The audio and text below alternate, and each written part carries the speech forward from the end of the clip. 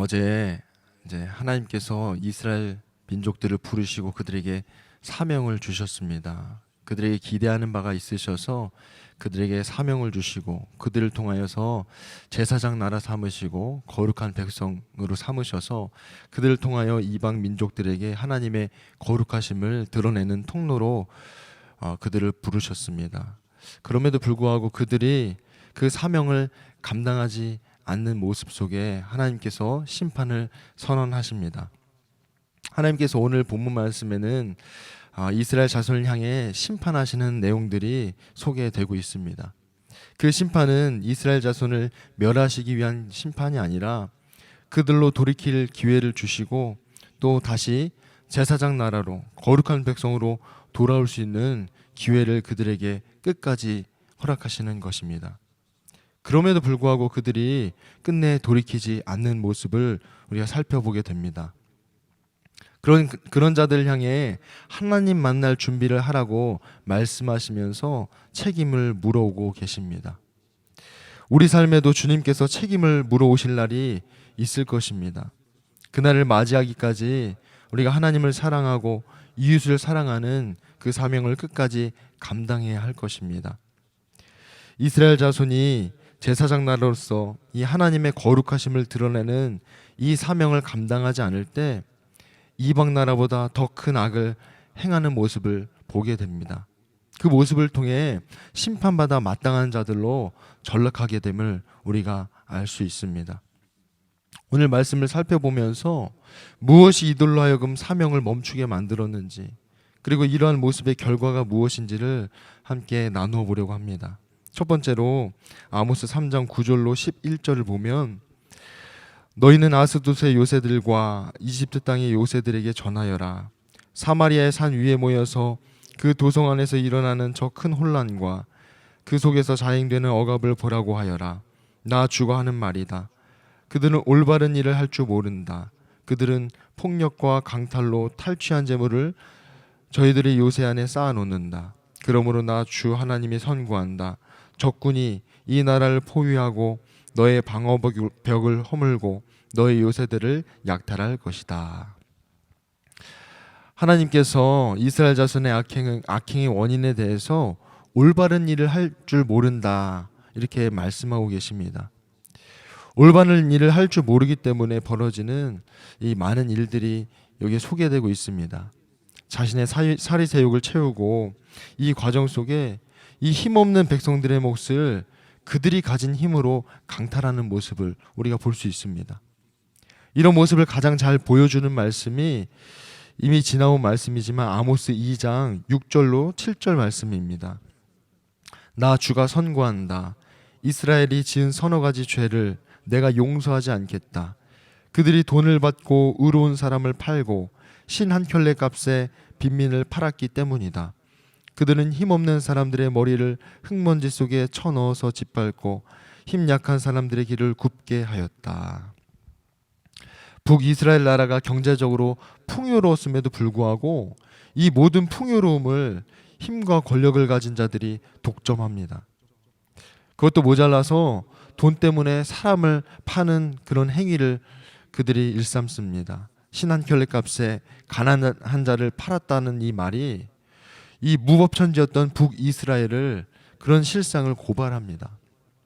착한 사람이 살아갈 수 없는 그 나라가 바로 이 북이스라엘이라는 것이죠. 힘없고 힘약한 사람은 강한 자들에게 밟히고 빼앗겼습니다. 그러다 보니 힘약한 사람도 마땅히 뿌리쳐야 할 악행을 서슴없이 그렇게 행하게 됩니다.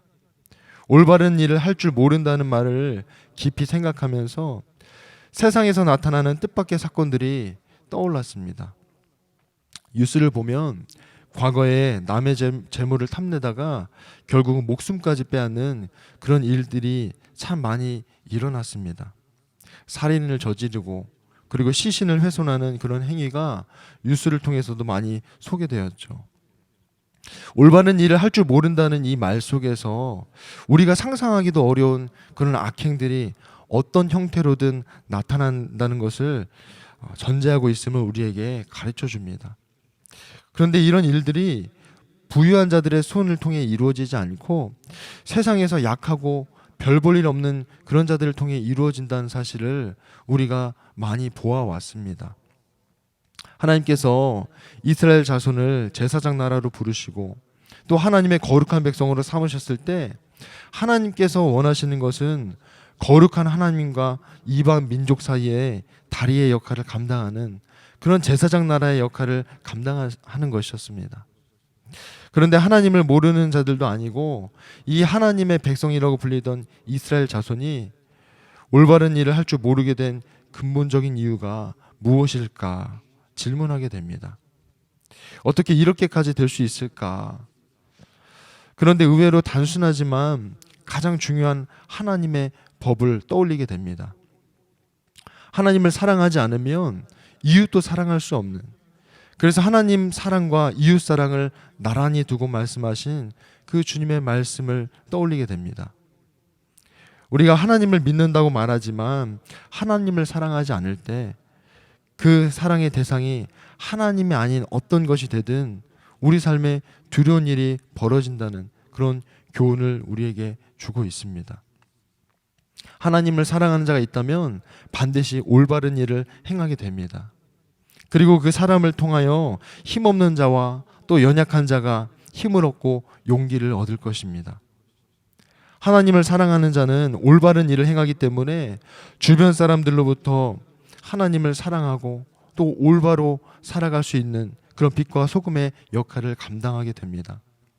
여전히 하나님께서 살아계시고 하나님이 하나님 되심을 그들을 통해 드러내시는 것이죠. 우리가 하나님의 자녀로서 하나님을 사랑하지 않을 때 마땅히 맺혀질 열매를 대신해서 여러 다른 악한 열매가 맺혀짐을 우리가 이 이스라엘 자손을 통해서 알 수 있습니다. 하나님께서는 당신의 자녀들이 하나님을 사랑하며 그리고 맡겨진 사명을 감당하도록 끊임없이 말씀하시고 계속해서 열매가 맺어질 것을 우리에게 요구하고 계십니다. 두 번째로 하나님께서 이 이스라엘 자손에게 계속해서 돌이킬 기회를 주셨음에도 불구하고 이들이 돌이키지 않을 때 하나님께서 하나님 만날 준비를 하라고 말씀하십니다. 그리고 그 만남의 준비에 반드시 하나님께서 이스라엘 자손에게 제사장 나라와 또 거룩한 백성이 되지 않은 것에 대해서 책임을 물어오십니다. 아모스 4장 12절 말씀에 그러므로 이스라엘아 내가 너에게 다시 그렇게 하겠다. 바로 내가 너에게 그렇게 하기로 작정하였으니 이스라엘아 너는 너의 하나님을 만날 준비를 하여라. 이 아모스 4장 전체 내용은 하나님께서 이스라엘 자손을 향하여 다양한 심판을 내리심에도 불구하고 너희는 나에게 돌아오지 않았다. 계속해서 이렇게 말씀하시는 것을 우리가 알 수 있습니다. 돌아오지 않는다는 말씀은 우리가 역으로 생각해 보면 돌아오기를 원하시기 때문에 계속해서 심판의 메시지를 전하는 것임을 우리가 알 수 있습니다. 하나님께서 다시 돌아오게 하시기 위해 성읍에 먹을 거리가 없게 하시고 또 풍성하게 출수할 수 있도록 보내주시던 비도 거두어 들이십니다. 물을 마시려고 해도 흡족하게 마실 수 없게 하셨습니다. 병충해와 메뚜기 떼를 보내셔서 나무의 열매가 맺히지 못하게 하시고 심지어 전염병까지 보내셔서 시체 썩는 악취가 진동하게 하십니다. 그럼에도 불구하고 이스라엘 자손은 하나님께로 돌아오지 않습니다. 하나님께서 심판하시는 이러한 과정 하나하나가 우리가 글로 읽을 때에는 그냥 순간적인 어려움 정도로 생각할 수 있지만 실상 우리 삶에 가장 고민하고 근심하는 그런 현실적인 문제들입니다. 더 나아가서 우리의 생명을 위협하고 또 생명을 위협받는 그런 하나님의 심판이 될 수 있음을 우리에게 가르쳐주고 있습니다. 마태복음 21장을 보면 예수님께서 제자들에게 포도원 비유를 말씀하십니다.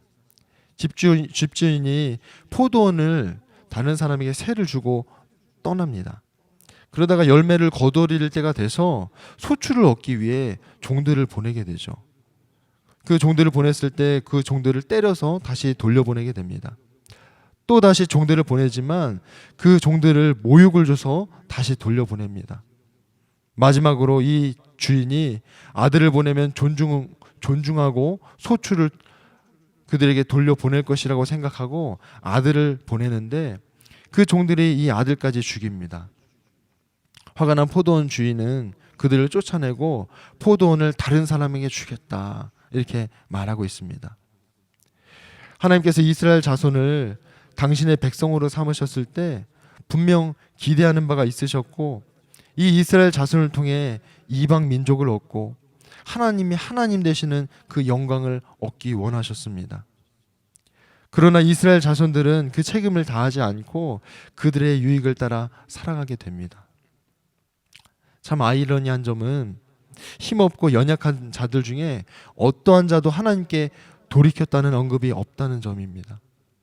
하나님께서 이 왕궁에 사는 자들, 이 제단에서 일하는 자들에게 심판이 임할 것이라고 말씀하셨고 그들이 돌이켜서 올바른 행위를 갖지 않는다면 하나님 만나게 될 것이다. 그 책임을 묻기 위해 내가 너에게 갈 것이다. 그렇게 말씀하심에도 불구하고 아무도 돌이키지 않습니다. 이런 이스라엘 자손에게 하나님 만날 준비를 하라. 이 말씀이 어떤 의미로 다가왔을까 질문하게 됩니다. 두 사람이 서로 만날 때 준비된 모습으로 만나게 됩니다. 그렇기 때문에 하나님과 이스라엘 자손이 만날 때 하나님은 처음 기대하시고 그들을 통해 이루기를 원하셨던 그 주님의 뜻에 대해 책임을 물어올 것입니다. 그리고 이스라엘 자손들은 주님 앞에서 그들의 악행만을 고백할 수 없게 될 것입니다. 우리도 삶에 오늘도 하나님께서 기회를 주시고 하나님께서 기대하시는 사명을 감당하며 살아가도록 계속해서 인도해 가십니다. 기억해야 할 점은 하나님께서 주신 이 사명을 우리가 계속해서 감당하기 위해 주님을 사랑하는 마음으로 주님 앞에 서야 한다는 그런 교훈을 주고 있습니다. 이 시간 함께 두 가지를 나누었습니다. 첫 번째로 하나님의 사명을 감당함에 있어서 하나님을 사랑해야 함을 우리가 꼭 붙잡아야 하겠습니다. 하나님을 사랑하지 않을 때 이웃사랑도 멀어지게 됩니다. 그 마음에 하나님 아닌 다른 것을 우리가 사랑하게 됨을 이 이스라엘 자손들 통해 돌아보게 됩니다. 두 번째로 하나님께서는 끊임없이 하나님께로 돌이킬 수 있는 기회를 우리에게 주고 계십니다. 이 기회를 붙잡지 못할 때 우리는 책임을 물으시는 하나님을 만나게 될 것입니다.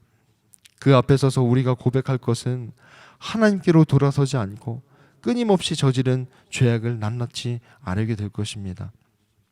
이 시간 두 가지 기도 제목을 한 번씩 나누어서 기도하도록 하겠습니다. 첫 번째로 하나님의 사명을 감당하기 위해 하나님을 마음과 뜻과 힘을 다하여 사랑하게 하여 주옵소서. 하나님의 사명을 감당하기 위해서는 우리가 하나님을 마음과 뜻과 힘을 다하여 사랑하는 것임을 주님 우리에게 가르쳐 주십니다. 오늘도 우리가 살아가는 목적이 있다면 하나님을 사랑하며 그 사명을 감당하는 것임을 우리가 잊지 않고 살아가기 원합니다. 이 시간 함께 이 기도 제목으로 기도하도록 하겠습니다.